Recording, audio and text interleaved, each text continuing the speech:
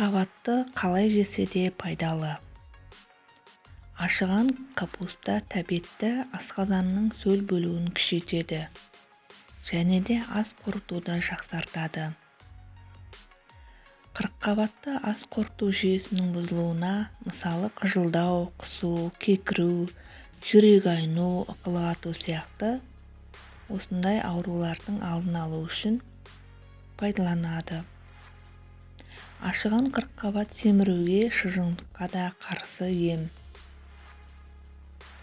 Қырыққабат сөлі асқазанның әлсіреуін, қарын, ұлтабар жарасын, өт қабының, бауырдың әртүрлі ауруларын, асқазан қабынуын, тоқ ішек жарасының қабынуын емдейді. Сары ауру мен көк бауыр ауруларына да осы қырыққабаттың сөлін ішу керек.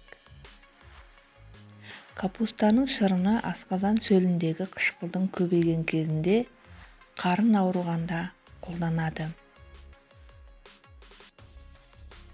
Бас ауырғанда, буын сырқырағанда ауырған жерге капустаның жас жапырағын жапсырса, ауруды басады. Капустаның құрамында асқазан жарасына ем болатын заттар бар.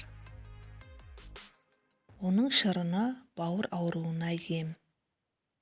Оны ішкеннен кейін аурудың жанға батқаны азайып, бауыр қалпына келеді. Капуста шырынының құрамындағы күкірт пен хлор, иод асқазан мен ішектің шырышты қабығын тазартады. Ол ұлтабар жарасында жазады.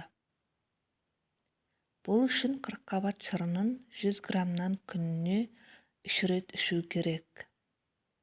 Оған сәбіз шырынын қосып ішсе, әсері одан да жақсы. Бұл үшін 100 грамм қырыққабат шырынына 200-300 грамм сәбіз шырынын қосады.